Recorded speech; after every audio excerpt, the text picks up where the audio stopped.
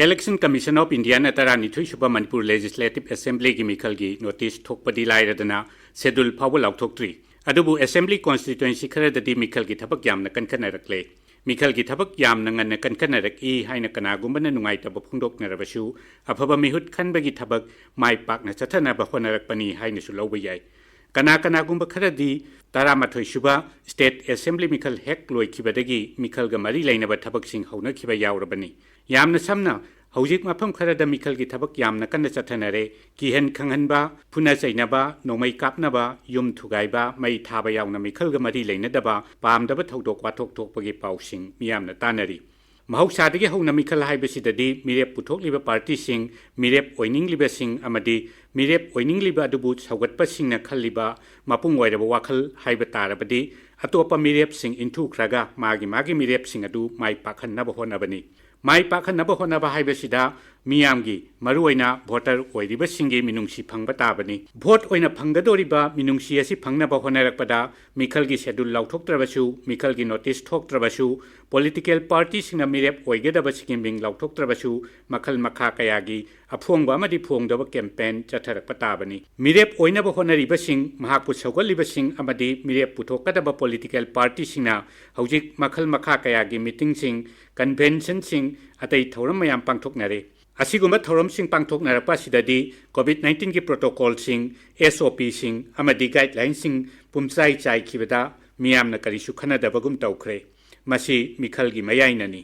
adubu yamna nungaitribadi haukiba matam kharasida Manipur gi Assembly constituency kharadadi nongmai phawba sijinaduna khut thanarakpa yum kai sing manghan takanbagi thabak sing chathanarakpa sini mai pakna bohonabada thabak mayam amadi tawrakani maduda miyamna karino penadaba wafam sing phongdok narakpa haibasidi masana tabani soidana mai pakna bohonarakpada tawba yaba sing tawbada thoidokna kaiba leite adubu migi mayum makai mai thadoktuna amadi yaikhai thingai tuna manghan takhanba thangte namadi nongmai na singba sijina duna sok apan nanghan ba haibasidi Mikhal gi mingda law and order gi phibamda kaiba piba thawong singni Law and order da kai be be na ta namiyo wiki punsi amadi lan thumda amangata thogalakpa haibasidi Mikhal gi hauna bini haina leithokpa chumloi law gi oiba thabak lokhalakpa tabani Mikhal haibasidadi mama mapa amatana pominaba masin manau phawba thangna yanai haidinaribani adubu phana yengthinai haidunasu constituency amagi mirep oiribasing adumak chanakhigani mirep oiribasing adubu sawaliba miyoi singi marakta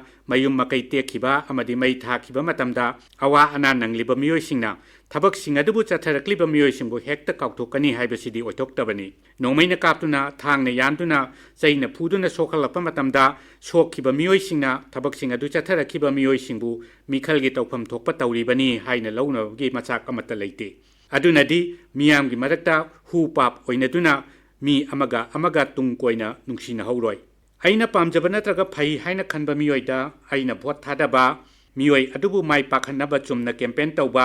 vote khombada karisu akaiba leite adubu mi amana pamjaba miyoidu mai pakhanaba honabada magi miyoi adubu yadaba pamjadaba miyoi aduda kihan khanghanduna miyoi begi punsibu singnaba amadi maral mathun manghan takhanbagi thabak chatharakpa tarabadi madu tasengna mukti mirep oiba miyoi adubu mai pakhanaba honaba nati mahaki tawbangambagi sakti sijinaduna aranba thabak sing chatharakpani haibasi haimanba thokloi mahangna tawriba thabak sing adudi mana pamjariba miyoi adubu mai pakhanaba honariba nidi hairaga mai khuhannaba mai thiba nanghannaba thabakni haina lawbasu yai mirep oiningliba natraga oiraba miyoi amubu mai pakhanaba honarakpa matamda miyoi adu sawaliba miyoi singna honaba yaba honabada akaiba leite mirep oigadoriba natraga oiriba miyoi adu afabani haina unaba makhal makha kayagi campaign tawba lobby tawba akaiba leite adubu atopa mirep amabu pamjariba miyoi singda nam haduna mana pamjariba miyoi aduda vote pidaba yade hairakpa tarabadi madu achumba thawong nate Mikhal haibasimaktabu parliament ki oigera assembly ki oigera local body singi oigera miyam ki mihut khanbani miyam ki mihut haibasidi masagi oijaba kaya thadoktuna miyam gi yaifanaba thabak tawba haibadi masagi dagi miyam gi na hena khanba miyoi singna khwaidagi hena phai maramaduna voter oiriba singna mirep oiriba singi marakta khwaidagi hena phagani haibagi thajaba leiraba miyoi adu khanbana khwaidagi hena phai ख्वाइदगी हेन फबनी हाइरबसु कनागुंबा अमना मिरेप अमबु पामजदुना vote पीखिबदा करिसु साउफम थोकते साउफम थोक्तबा हाइबबु हौजिकी मतम असिददी मिरेप ओइरिबा पुनमक पामदे HYBE ताकलगा vote थादनबा मफम अमा NOTA हाइदुना खाक्तुना फाव थमलिबनी अपाम मियोई खंदुना vote थादबा ngamnaba हाइदुना vote थादबा मतमदा कनामता उदनबा थवोंसु चथरिबनी समलपना मिखलदा अफब मियोई सिंग खल्लगा मियामगी मिहुत ओहेनबदा नामफु हाफुगी थबकसिंग सिजिनबा चुमदे चुमदबा थबक तौरोइदबनी अरोइबदा थमनिंगबा वाफम अमदी